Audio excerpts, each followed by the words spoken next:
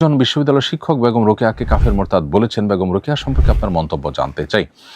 প্রিয় দর্শক, বেগম রোকেয়া সম্পর্কে অনেক বেশি জানবার সুযোগ আমার হয়নি, তবে আমরা এই বিষয়ে জানাশোনার কাজটি শুরু করে দিয়েছি। হয়তো অচিরে আপনাদেরকে আমরা এই বিষয়ে বিস্তারিত জানাবার সুযোগ লাভ করব। তবে তার একটা বই থেকে আমি পাঠ করছি। তিনি তার এক বইয়ে লিখেছেন, আমাদিগকে অন্ধকারে রাখিবার জন্য পুরুষগণ ওই ধর্মগ্রন্থগুলিকে ঈশ্বরের আদেশপত্র বলিয়া প্রকাশ করিয়াছেন। পরের প্যারা তিনি আবার লিখেছেন, তবেই দেখিতেছেন এই ধর্মগ্রন্থগুলি পুরুষ রচিত বিধি ব্যবস্থা ভিন্ন আর কিছুই নহে। আরও অনেক কথা তিনি এখানে লিখেছেন, আমি সেগুলো আর কোট করতে যাচ্ছি না। মূলত বেগম রোকেয়ার যে সমস্ত চিন্তাধারা, যে সমস্ত কথা এবং উক্তি তার বিভিন্ন বইবস্তুকে আছে, সেগুলোর অনেকগুলো এই কোরআন হাদিসের সাথে পরিপূর্ণভাবে সাংঘর্ষিক। যে দুটি জায়গা থেকে আমি পাঠ করে শুনিয়েছি, সেটি শুনে আমার মনে হয় যে একজন কোরআন এবং হাদিস সম্পর্কে সাধারণ ধারণা থাকা মানুষ মাত্রই বলতে পারেন যে এটা আসলে কোনো মুসলমান এর মন্তব্য হতে পারে না। মুসলমান মানে আত্মসমর্পণকারী, আল্লাহতে পরিপূর্ণ বিশ্বাস স্থাপনকারী, আসমানি কিতাবগুলোর আল্লাহর পক্ষ থেকে প্রেরিত সে মর্মে পরিপূর্ণ বিশ্বাস স্থাপনকারী। তিনি তার এই দ্বিতীয় পারার একটা পর্যায়ে বলেছেন যে মুনিদের বিধানে যে কথা শুনিতে পান, কোন স্ত্রী মুনির বিধানে হয়তো তাহার বিপরীত নিয়ম দেখিতে পাইতেন, কিন্তু স্ত্রী লোকদের সেরূপ যোগ্যতা কই যে মুনি ঋষি হইতে পারিতেন। যাহা হোক, ধর্মগ্রন্থসমূহ ঈশ্বর প্রেরিত কিনা তাহা কেহই নিশ্চিত বলিতে পারেন না। এই যে উক্তি, এই উক্তি আসলে আপনার ইমানের সাথে কখনো সঙ্গতিপূর্ণ হতে পারে না। তো তার বিষয়ে আরও বিস্তারিত মন্তব্য, বিশেষ করে কাফের মুরতাদ হওয়ার মতো মন্তব্য করার জন্য আরও পড়াশোনা করার প্রয়োজন, এবং এই বিষয়ে সংশ্লিষ্ট বিষয়ে যারা বিশেষজ্ঞ আছেন, ফতোয়া বিভাগগুলো আছে, তারা গবেষণা করে সুস্পষ্ট কোনো ফতোয়া প্রকাশ করবেন বলে আমি প্রত্যাশা করি দেশের বিজ্ঞ উলামা ইকরামের কাছে। কিন্তু আমার আলাপের অন্য একটা জায়গা আছে। একজন বিশ্ববিদ্যালয়ের শিক্ষক তার একটি মতামত ব্যক্ত করেছেন। একটি মতামত ব্যক্ত করার পর তার ব্যাপারে যে পরিমাণ নেগেটিভ মন্তব্য এবং তাকে যে পরিমাণ কোণঠাসা করা হচ্ছে, আমরা প্রায় সময় দেখি যে এর বিপরীতে, অর্থাৎ কোনো ধর্মীয় ব্যক্তিত্ব সম্পর্কে এরকম নেগেটিভ কোনো মন্তব্য যদি কেউ করেন, তাহলে সেক্ষেত্রে সেখানে আমাদের এই তথাকথিত সুশীলদেরকে দেখা যায় তারা মত প্রকাশের স্বাধীনতা হিসাবে সেটাকে দেখবার চেষ্টা করেন।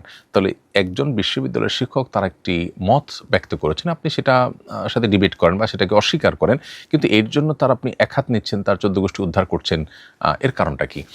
একটা সমাজে যদি কোনো আলেম সম্পর্কে বাজে মন্তব্য করলে সেটা কোনো দর্শনীয় বিষয় না হয়, তাহলে এখানে একজন নারী যিনি সমাজ নিয়ে হয়তো ভাবতেন, তার ভাবনাগুলোর কতটা সঠিক কতটা বেঠিক সেটার উপরে কেউ একজন মূল্যায়ন করলেন বা তার মূল্যায়ন নিজস্ব মতামত তিনি প্রকাশ করলেন, কেন তার 14 গোষ্ঠী উদ্ধার করতে নামতে হবে? মূলত আমাদের শিক্ষাঙ্গনগুলো, বিশেষ করে বিশ্ববিদ্যালয়গুলো, এগুলোতে ইসলামোফোবিয়া এইভাবে প্রতিষ্ঠিত হয়েছে যে ধর্মপ্রাণ মানুষদের বুকের উপরে বসে তাদের টাকায় চলে এই প্রতিষ্ঠানগুলো ধর্মহীনতার চর্চা করছে এবং ধর্ম বিরোধী পরিবেশ সেখানে প্রতিষ্ঠা করছে, যেটা খুবই দুর্ভাগ্যজনক বাস্তবতা।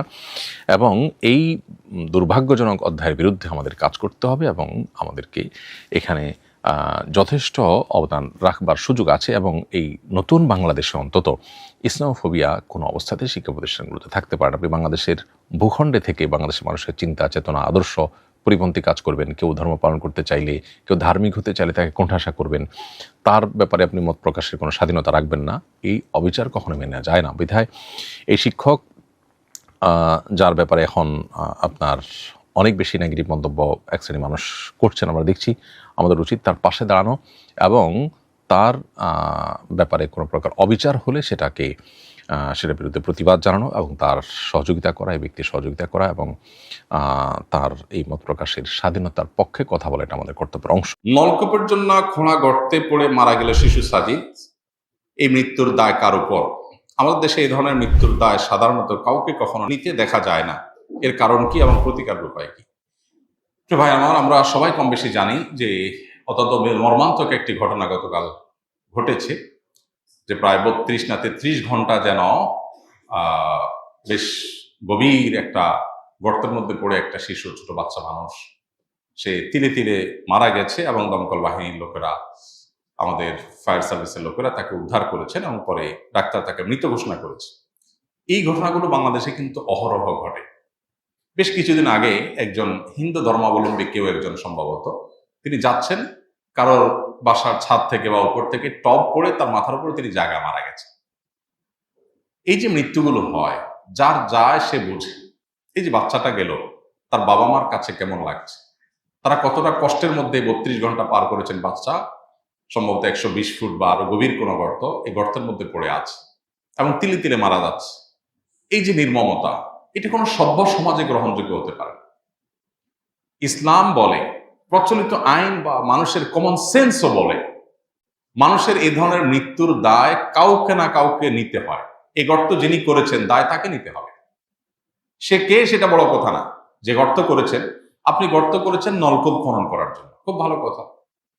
এই গর্ত খনন করার পর পানি উঠে নেই, আপনি আরেক জায়গায় করেছেন, তাহলে এখানে যে এত বড় গর্ত করেছেন, এই গর্তে একটা মানুষ তো পড়তে পারে, দুর্ঘটনা হতে পারে, তাহলে গর্ত পূরণ করা তো আপনার দায়িত্ব। আপনি যে পূরণ করলেন না, তাহলে সেক্ষেত্রে এক্ষেত্রে যে দুর্ঘটনা ঘটতে পারে সেটা দায় কার? তার। গর্তটা আপনি করেছেন। এবং শরীয়তের দৃষ্টিতে কতলের কয়েকটা প্রকার আছে। কতলে আমাদ, শিবে আমাদ, কতলে খতা, ইচ্ছাকৃত হত্যা, ভুলক্রমে হত্যা, ইচ্ছাকৃত হত্যার সদৃশ হত্যা। প্রত্যেকটা বিধান ইসলামের শরীয়তে দণ্ডবিধিতে আছে পরিষ্কারভাবে। এই ধরনের হত্যা অবশ্যই হত্যার মধ্যে, এই ধরনের মৃত্যু না, এটা হত্যার মধ্যে পড়বে। যে গর্ত করেছে এটা ইচ্ছাকৃত শরীরের ধারালো কোনো অস্ত্র দিয়ে হত্যা করা না, কিন্তু এটাও এক প্রকারের হত্যা এবং এর জন্য তাকে রক্তমূল্য পরিশোধ করতে বাধ্য করা হবে। ইসলামী শরিয়ার আলোকে ইসলামী বিচার ব্যবস্থা থাকে। আমাদের দেশে প্রায় সময় এই জিনিসগুলো ঘটে এবং কিছুদিন আলোচনা হয়, আমরা হাউতাস করে এরপর শেষ হয়ে যায়। কাউকে দায় নিতে বাধ্য করা হয় না। যিনি গর্ত করেছেন তিনি যদি গর্ত পূরণ করে থাকেন তাহলে যথাযথ পূরণ করেন নাই, এর দায় তার। আর দেশে আইন শৃঙ্খলা, নিয়ম নীতি এগুলো ডেভেলপ না হওয়ার কারণে আজকে দুর্নীতি বা অনিয়ম, এটা এক প্রকারের অনিয়ম। এই অনিয়মগুলো আপনি আমি সবাই আমরা করছি, এটা সিস্টেমে পরিণত হয়েছে। একটা মানুষ নলকূপ করবে, তার জন্য একটা সিস্টেম থাকবে। এখন মুশকিল হলো অনুমতি সিস্টেম রাখলে সেখানে ঘুষের সিস্টেম আবার চলে আসে।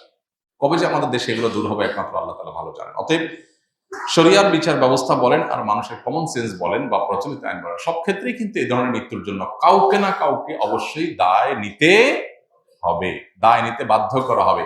পৃথিবীর কোন সভ্য সমাজে এরকম একটা মানুষ মরে যাবে আর কেউ দায় নিবেন, এটা হতে পারে।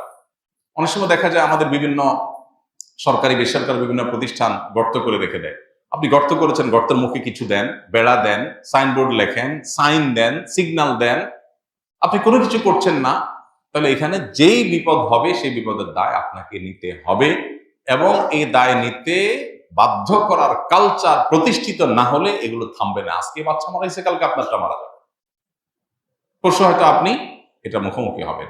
আমরা দোয়া করি এই বাচ্চার শোক সন্তপ্ত পরিবারকে, তার বাবা মাকে আল্লাহ তাআলা সান্ত্বনা নসিব করুন। তারা যে সন্তান হারিয়েছেন তার চাইতে ভালো উত্তম বিকল্প দিয়ে আল্লাহ তাআলা তাদের অন্তরটাকে অন্তত সান্ত্বনা এবং অন্তরটাকে জোড়াবার তৌফিক দান করুন। এবং সেই সাথে আমাদের দেশে যে অনাচার, এই যে সিস্টেমহীনতা, 50টি বছর পার হয়ে যাওয়ার পর একটা দেশে এই মিনিমাম সিস্টেমটা যারা ডেভেলপ করতে পারে নাই, তাদের লজ্জা হওয়া উচিত, তাদের লজ্জা হওয়া উচিত।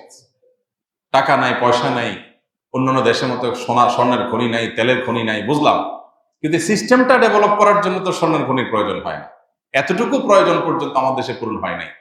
এখনো আফ্রিকার অনেক অনুন্নত দেশের মতো চলছে আমাদের দেশ, অথচ উন্নতির ফুলঝুড়ি আমাদের নেতাদের মুখে অনবরত ফুটতে থাকে। এটা কখনো গ্রহণযোগ্য হতে পারে না। আমরা দোয়া করি আল্লাহ তাআলা আমাদেরকে সিস্টেম থেকে বেরিয়ে আসার তৌফিক দান করুন।